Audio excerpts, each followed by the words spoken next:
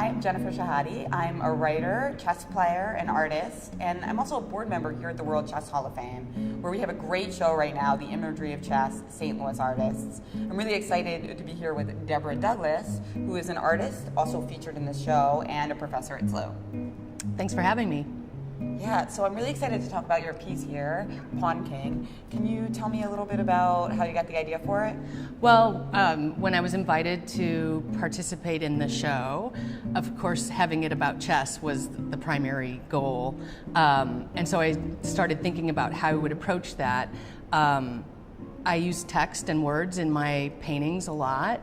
And so this idea of a double meaning of words is very important to me. And so the first thing I thought of were the pieces, and a rook and the queen and the pawn, and what else that could mean. And so I started to look for text that already exists in popular culture that could play off those words.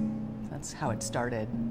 And what struck you most about the pawn phrase? Often the work starts because of personal situations in my life. Sometimes I make them up, and sometimes they're real. And so in this case, it actually was real. I know someone who I felt was perhaps being put into the situation of being a pawn in somebody else's game. And so that, I knew for sure that I wanted to use that text. And also, of course, pawn shops. They're great.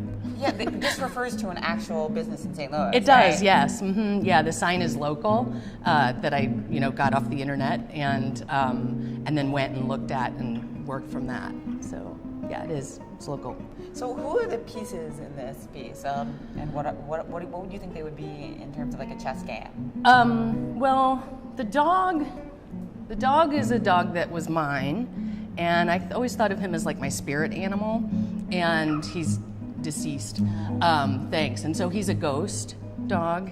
So he's the bishop, and the little girl is, I think of her as the queen, and I like her relationship to the sign of the king. So, and I think that she has the control of the situation because she's actually making the sign. And so her hand's up in that way.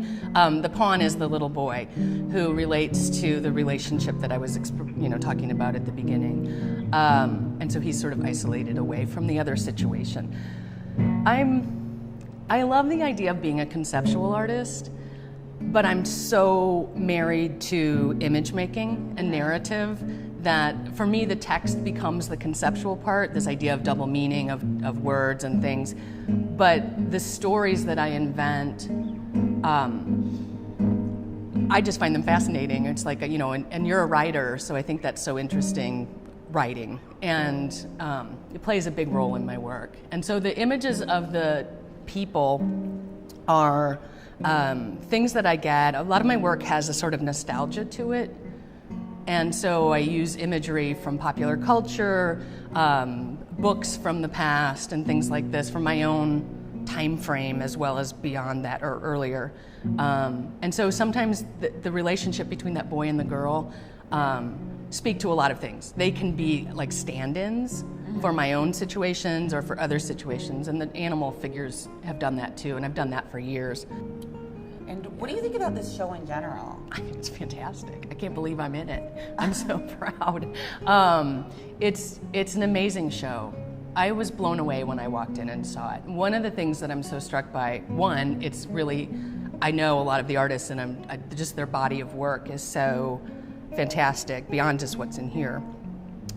But I think it's the diversity. I was surprised. I saw the original show, the Imagery of Chess, that was of really famous people from the past. That was based on an exhibition in New York in like 19... Yeah, I teach art history, so I have a little bit of, I know a bit about that. But, that was a fascinating show. But I think this, I don't want to say it rivals it because those artists are amazing. But collectively, this show really holds its own against that because of the diversity and skill level, of course. But yeah, no, I think it's fantastic. Yeah, I would agree with that. I do think and it's just the fact that it's a local show, and yet it also local artists, and yet it kind of so diverse at the same time, I think is really impressive. There's a lot going on in this city. Yeah. And I think this represents a lot of that, which is fantastic. You know, I've been thinking about the titles of your books as well, and they have a sort of play on word, not a play on words, but a definite kind of direction in terms of the titles and directing that. I have a painting called Power is Pretty, and that's not written in it, but it says Power Shift, and it reminded me of some of the titles of your texts that you've written that I think are so, they're playing with that too. There's a similarity, I think, in what we're thinking. Yeah, that's right. Play like a girl and chess bitch. Yeah, definitely. The words are really important to me in that way as well. Can you tell me a little bit, because we were saying about encaustic. I didn't really know much about that. What is it like to use, first of all, what is encaustic, and what is it like to use that in a painting? It's crazy backwards for me. That's how it's like. I actually was trained in oil paint, and now my work is mixed media. And so it used to be straight painting, but now it's mixed media. And this piece is mixed media as well. It has collage elements in it. It's got oil and then the encaustic. Encaustic paint is wax.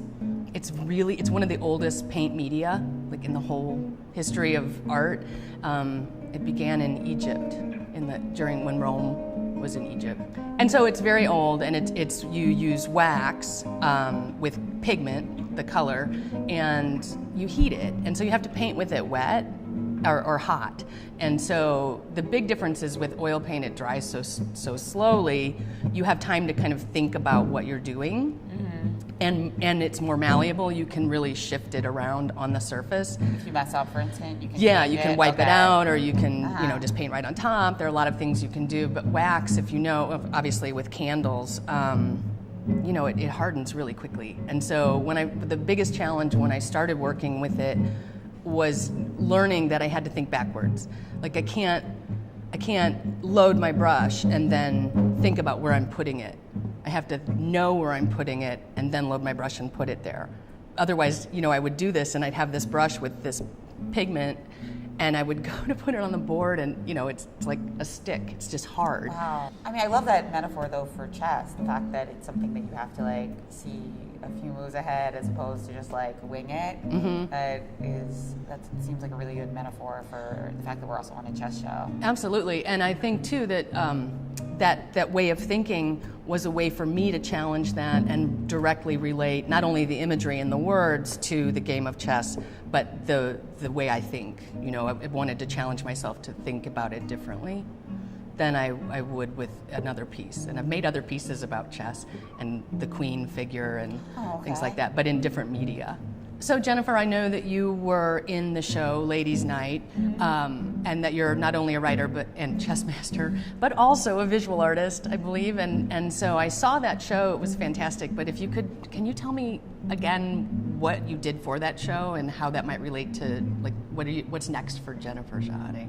Yeah, I also do a lot of work around gender in chess because it fascinates me. So that piece was inspired by a Marcel Duchamp chess game where he played against a naked woman. Right. So we flipped that, and I played against a naked man, and we also referenced. How can I not remember that? now you probably I do now, right? Yes.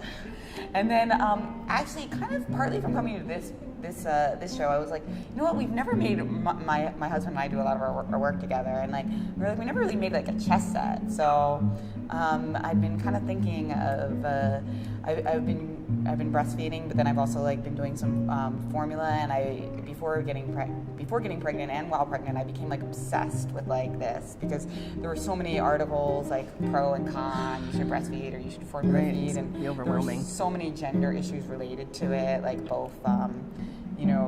both sexist and encouraging, and so I ended up making a piece called Breast Milk versus Formula, where I used some breast milk that I couldn't really use anymore as one side, and the other side was formula.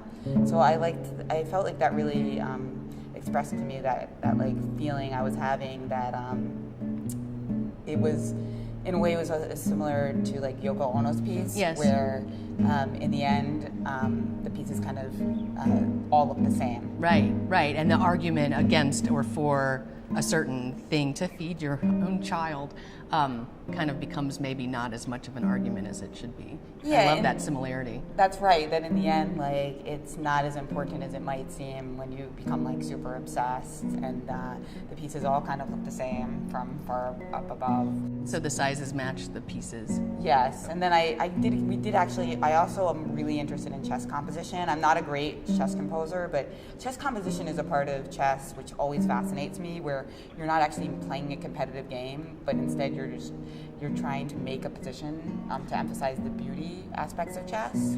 You mean the moves? And yeah. And now, who is the artist that was here? His name is Tom Hackney. It's yes. not exactly that. Not that. It's more like suppose you'll give me like a queen and 2 pawns, and like the other side has 2 pawns. I'll somehow make a composition with those pieces that will emphasize the beauty of the game, like a mate in 2, for instance. I want to see.